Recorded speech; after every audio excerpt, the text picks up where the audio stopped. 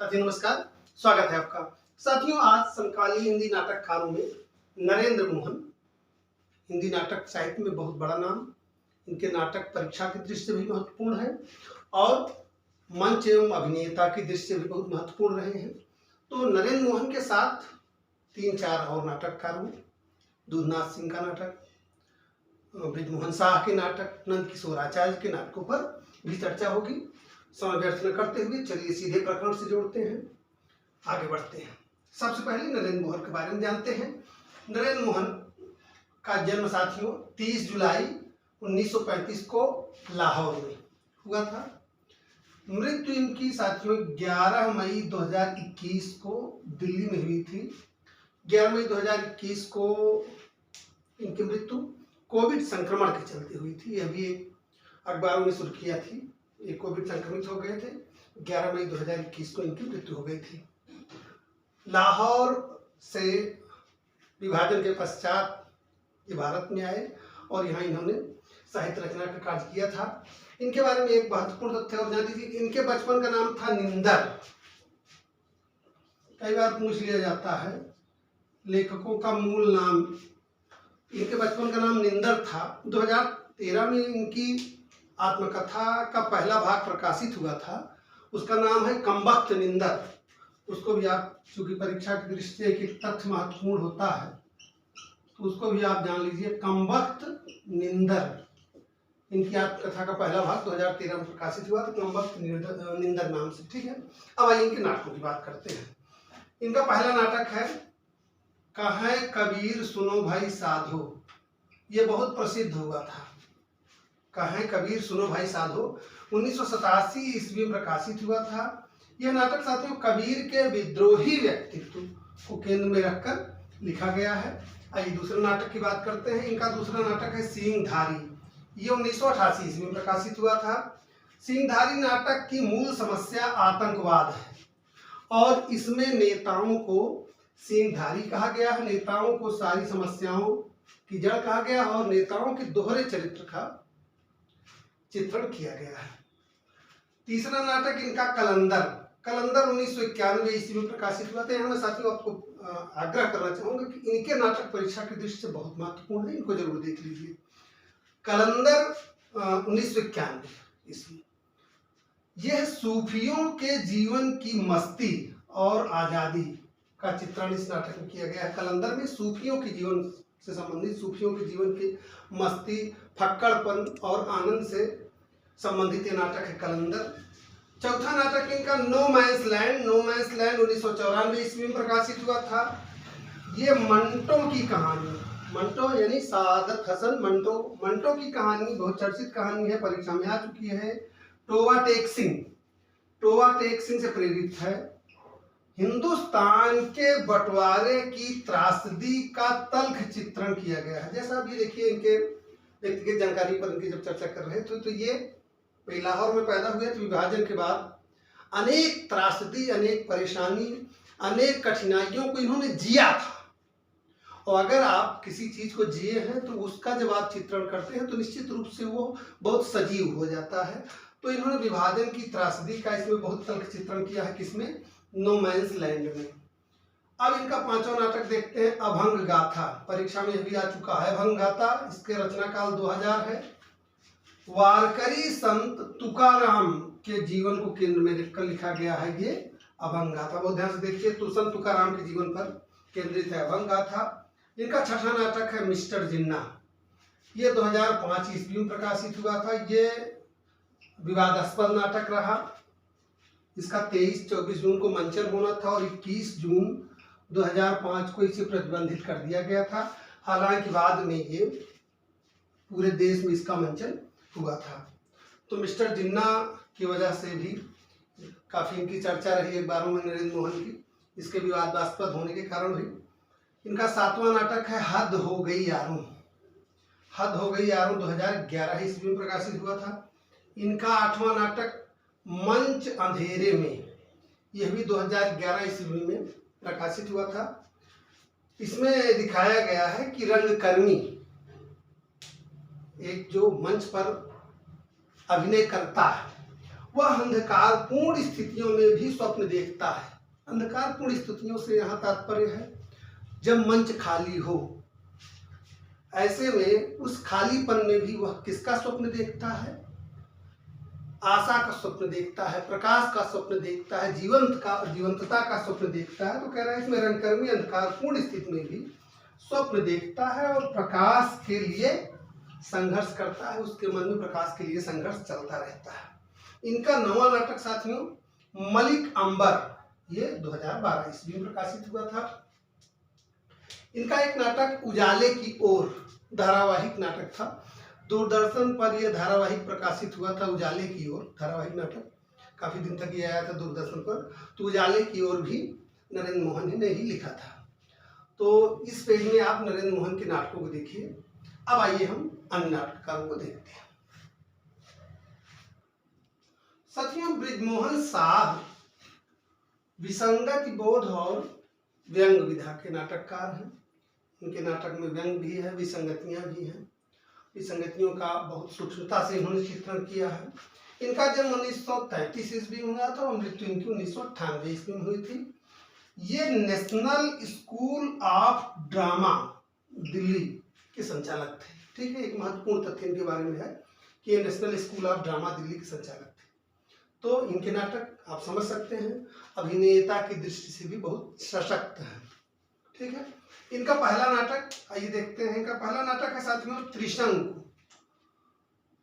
त्रिशंकु नाटक बहुत चर्चित रहा है, परीक्षा की दृष्टि से महत्वपूर्ण है। इन्होंने 3 नाटक लिखे हैं, तीनों महत्वपूर्ण हैं। त्रिशंकु का प्रकाशन 1973 ईस्वी में हुआ था। यह एक व्यंग नाटक है। त्रिशंकु व्यंग नाटक है। इस व्यंग नाटक के माध्यम से दिखाया गया है कि वर्तमान सामाजिक व्यवस्था में सारे सामाजिक मूल्य किस तरह से त्रिशंकु की तरह अधर में लटके हुए हैं। ठीक है, अब आइए दूसरा इनका नाटक देखते हैं युद्धमन। युद्धमन 1975 ईस्वी में प्रकाशित हुआ था।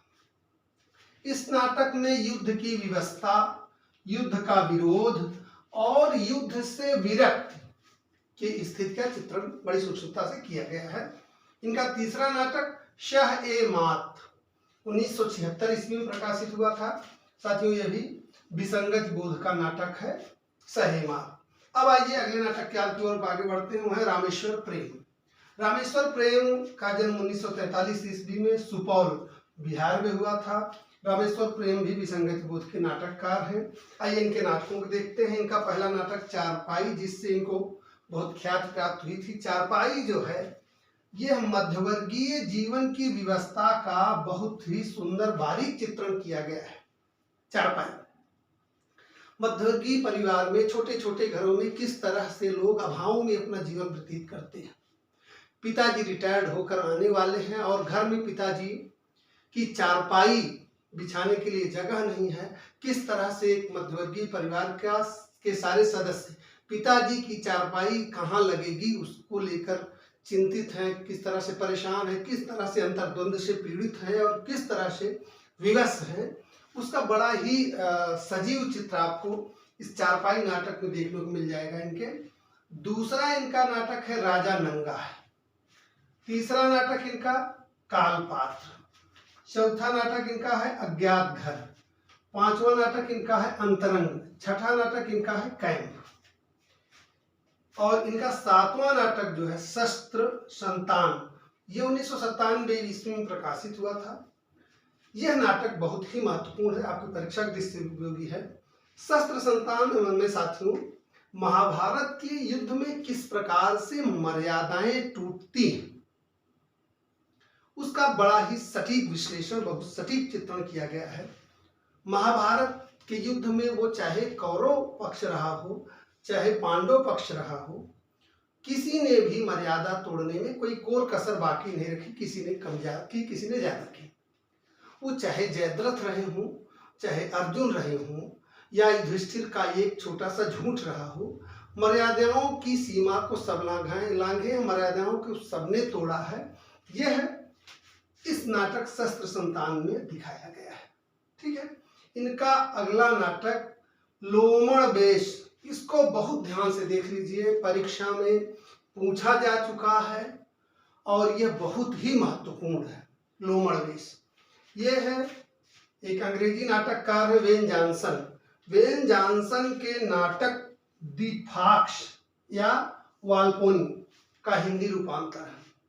सन 1980 में इसको इन्होंने लोमड़ खान का बेस, यहाँ देखिए सन 1980 में लोमड़ खान का बेस नाम से इसका हिंदी रूपांतर किया था। बाद में कुछ भाषा परिवर्तन करके 1999 ईस्वी में यह लोमड़ बेस शीर्षक से पुनः प्रकाशित हुआ 1999 में। ठीक है, अब आइए शरद जोशी की बात करते हैं, अगले नाटककार। शरद जोशी का नाम आपने सुना होगा। ये व्यंग विधा के जाने माने लेखक हैं।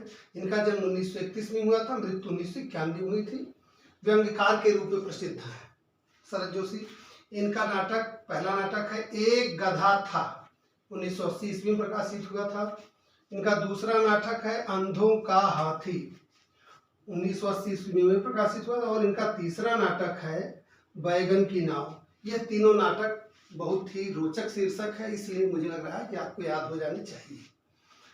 चौथे यहाँ अगले नाटककार साथियों दूधनाथ सिंह।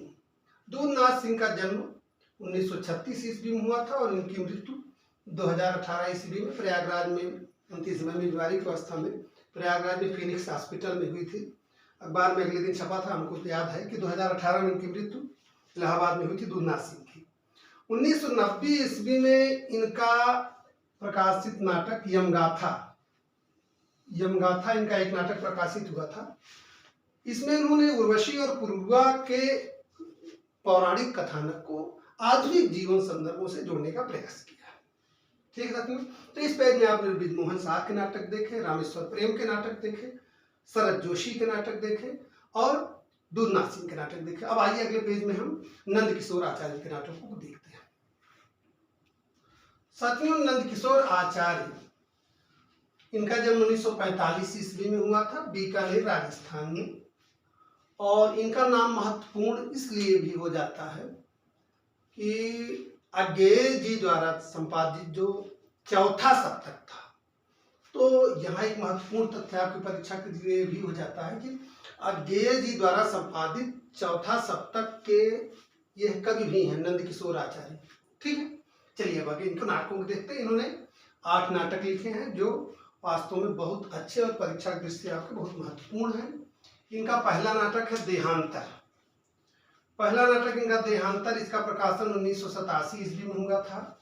इस नाटक में ययाति, शर्मिष्ठा, देवयानी और पूर्व के पौराणिक कथानक को आधुनिक संदर्भों से जोड़ते हुए इन्होंने लिखा है। इसमें ये जो पौराणिक कथानक है, पौराणिक पात्र हैं, इनको आधुनिक संदर्भों से इन्होंने जोड़ने का प्रयास किया है इस नाटक में। इनका दूसरा नाटक है पागल घर। पागल घर साथियों 1988 ईस्वी में प्रकाशित हुआ था। इस नाटक में दिखाया गया है कि भय ही सत्ता का स्थायी भाव है। किस चीज का भय? सत्ता के जाने का भय। भय ही सत्ता का स्थायी भाव है, इस पागल घर नाटक में दिखाया गया है। तीसरा नाटक इनका है हस्तिनापुर। ये 2003 ईस्वी में प्रकाशित हुआ था। हस्तिनापुर नाटक में महाभारत के युद्ध के पश्चात विदुर की मां शुभा और कुंती के संवाद पर आधारित है। ठीक है, अगला नाटक इनका जिल्ले सुभानी। जिल्ले सुभानी मुगल सम्राट अकबर के व्यक्तित्व और उनके मनःद्वंद का चित्रण जिल्ले सुभानी नाटक में किया गया है। जूते नाटक इनका अगला नाटक, पांचवा नाटक है जूते। यह है अरेबियन नाइट्स की लोकप्रिय कथा के आधार पर लिखा गया है जूते नाटक। छठा नाटक इनका गुलाम बादशाह, ये 1992 ईस्वी में प्रकाशित हुआ था। इसमें सल्तनत कालीन परिस्थिति का चित्रण किया गया है और बादशाह होते हुए भी वह किस तरह से अपनी कुर्सी की चिंता में गुलाम है, मानसिक रूप से वो गुलाम है, उसका चित्रण बहुत सूक्ष्मता से गुलाम बादशाह में किया गया है। यह देखिए एक बहुत रोचक शीर्षक है किमिदम यक्षम। ध्यान से देखिए, किमिदम यक्षम। ये इनका 7वां नाटक है नंद किशोर आचार्य जी का। इसमें मूर्तिकार पिता, उसकी पुत्री और पुत्री के प्रेमी के मध्य मनोवैज्ञानिक भावांतरण से उत्पन्न त्रासदी का चित्रण किया गया है। इनका 8वां नाटक बापू, यह महत्वपूर्ण तथ्य इसमें है, नटरंग पत्रिका के मार्च 2006 अंक में प्रकाशित हुआ था। बापू नटरंग पत्रिका के मार्च 2006 अंक में प्रकाशित हुआ था। इसमें गांधी जी के अंतिम दिनों के अंतर्द्वंदों की कल्पना पर यह नाटक लिखा गया है। अब आइए 3-4 और नाटक देख लेते हैं। एक एक नाटक है इन लेखकों के, जिनको हम देख लेते हैं तेजी से, जो यदि आपकी परीक्षा में पूछा जाए तो जिससे वो गलत न हो, आप उसको कर सकें। सुदर्शन मजीठिया, सुदर्शन मजीठिया का नाटक चौराहा। ऐसा माना जाता है कि इस नाटक से ही नुक्कड़ नाटकों की शुरुआत हुई थी। चौराहा ये 1986 ईस्वी में प्रकाशित हुआ था। यह नुक्कड़ नाटक है सुदर्शन मजीठिया का चौराहा। शिवमूरत सिंह का एक नाटक है पूर्वार्ध, यह भी आपकी परीक्षा के दृष्टि से महत्वपूर्ण है। ललित कुमार सहगल, इनका नाटक हत्या एक आकार की, इसको भी देख लीजिए। और डॉक्टर विनय का नाटक, यह चर्चित नाटक है, एक प्रश्न मृत्यु। यह परीक्षा के दृष्टि से डॉक्टर विनय का नाटक बहुत महत्वपूर्ण है। एक प्रश्न मृत्यु, एक प्रश्न मृत्यु डॉक्टर विनय का नाटक है। ठीक है साथियों, तो आज के इस नाटकों की कक्षा में आपने 7-8 नाटककारों की रचनाओं को देखा। जैसा मैंने वादा किया है कि परीक्षा के पहले, आपकी परीक्षा के पहले आपका पूरा पाठ्यक्रम मैं देने के लिए संकल्पित हूं और मैं वो दूंगा। नाटकों की कक्षाएं चल रही हैं। अगली 3 से 4 कक्षा में नाटक समाप्त हो जाएगा। उसके बाद फिर हम शुरू करेंगे उपन्यासों को, फिर क्रमशः कहानी, और तेजी से पूरे पाठ्यक्रम को पूरा करेंगे। उसके बाद फिर सामान्य हिंदी पर बात होगी। परीक्षा के पहले आपको हम लगातार प्रैक्टिस से देंगे, महत्वपूर्ण प्रश्नों का अभ्यास कराएंगे। तो चैनल से जुड़े रहिए। अभी तक सब्सक्राइब नहीं किए हो तो सब्सक्राइब करिए, तैयारी करने वाले लोगों के साथ शेयर करिए। तो फिलहाल आज के लिए इतना ही, मिलते हैं अगली कक्षा में। तब तक के लिए धन्यवाद, नमस्कार।